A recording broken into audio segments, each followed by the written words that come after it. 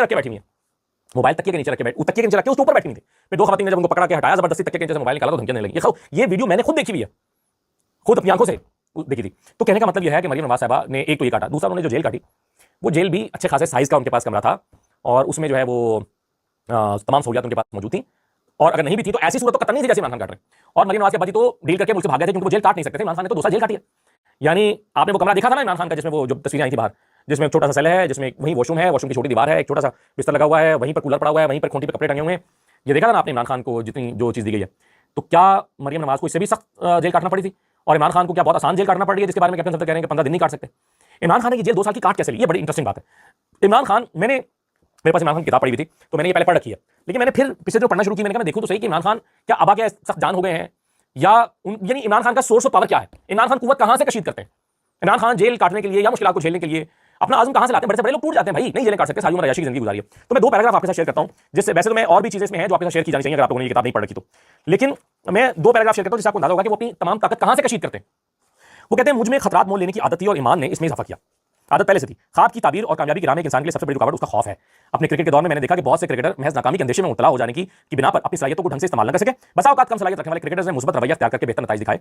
बाज गैर मामूली सलाहियत रखने वाले बल्लेबाज महज इस वजह से अपने साथ इंसाफ नहीं कर सके कि वो तेज रफ्तार बॉलरों के खौफ से खौफजदा रहते, अंदेशा के कहीं चोट न लग जाए। जिंदगी के हर शोबे में खौफ से आजादी कामयाबी की बेहतरीन जमानत है। ये वो जुमला जो कह रहा हूं कशीद कहां से करते हैं? वो कहते हैं जिंदगी के हर शोबे में खौफ से आजादी कामयाबी की बेहतरीन जमानत है। एक सिपाही जो मौत से डरता है कभी किसी एजाज का मुस्तहिक नहीं होता। एक ताजिर अगर खतरा मोल नहीं लेता तो इसकी कामयाबी का इम्कान कम हो जाता है। एक लीडर जिसमें जुर्रत की कमी है कभी इज्जत नहीं पा सकता और ना अपनी टीम में जज्बा पैदा कर सकता है। सबसे ज्यादा एक रहनुमा को जुर्रत की जरूरत होती है कि वो फैसले साबित कर सके। जब आप खौफ पर काबू पाना सीख जाते हैं आपकी जिंदगी बदल जाती है। बेखौफ लोग मिसालियत पसंद होते हैं। ये कह रहे हैं इमरान खान और ये कब की किताब है? जब वो पावर में नहीं आए थे, अभी इक़्तिदार में नहीं आए थे, ये उससे पहले की है। और ऐसा लग रहा है कि शायद आज लिखी गई हो, ऐसा लग रहा है कि शायद आज उन्होंने ये सब सीखा हो। भाई वो ये सब बातें अपने ज़हन में नशीन करके जेल में गए हैं और जेल में जाकर फिर वो यही पावर को एक्सरसाइज कर रहे हैं। फिर वो कहते हैं कि उन्होंने कहा कि हर ईमान मादी ख्वाहिशात पर काबू पाने में आपकी मदद करता है। ईमान, जब आपको ईमान होता है तो आपको मदद करता है, आपके इरादे पर आपको इख्तियार हासिल होने लगता है।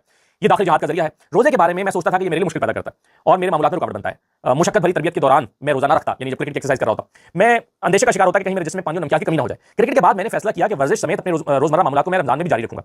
महीने के इख्तिताम पर मुझे महसूस हुआ कि मेरी कुव्वत बर्दाश्त में इजाफा हुआ। इस तरह मैंने ये सीखा, अब ये जुमला जो मैं कहता हूं कि वो अपनी पावर कहां से एक्सट्रैक्ट करते हैं, इस तरह मैंने ये सीखा कि इंसानी इरादा दर हकीकत कितनी कुव्वत रखता है। वो कहते हैं इंसान का जो इरादा है ये बड़ी कुव्वत रखता है। इरादा, जब इरादा आप कर लेते हैं वो ताकत होता है। आप उसकी जितनी तरबियत करते हैं ये उतना ही मजबूत होता चला जाता है इरादा। फिर वो कहते हैं जब मैं कैंसर अस्पताल की तामीर में मसरूफ था, मुशक्कत के तवील माहौल से गुजर रहा था, मैंने ये देखा कि दबाव से निकलने का सबसे अच्छा तरीका नमाज है, बशर्त ये कि आप इदराक रखते हो कि अल्लाह मौजूद है और बंदे की इल्तिजा सुन रहा है। इससे पहले दबाव कम करने के लिए मेरे पास सिर्फ वर्जिश का एक तरीका हुआ करता था, लेकिन ये दबाव कम करने का दूसरा तरीका भी आ गया।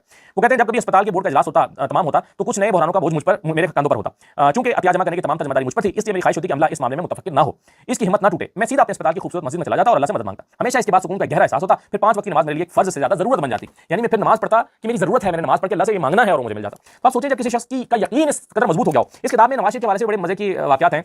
अच्छा 2 लाइन और पढ़ देता हूं। वो कहते हैं इंसानी तारीख के सारे कामरान लोग, Jinnah, Gandhi, Mother Teresa, Nelson Mandela, नजरिया रखते थे और एक आरजू भी। अगर इनकी कामयाबियां दूसरों से ज्यादा हैं तो इसका सबब ये नहीं कि इनमें सलाहियत ज्यादा थी, बल्कि इसकी वजह यह है कि इनकी आरजूएं बड़ी थी, ख्वाब अजीम थे। ये इमरान खान साहब यहां से अपनी पावर एक्सट्रैक्ट करते हैं।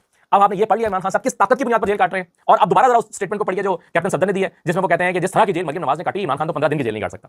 तो क्या मरियम नवाज भी जेल में यहीं से पावर एक्सट्रैक्ट करती थी? इसी तरह की उनका सोर्स ऑफ इंस्पिरेशन था? क्या source of power Maryam Nawaz का भी यही था? ये मेरा सवाल है। बारह चलिए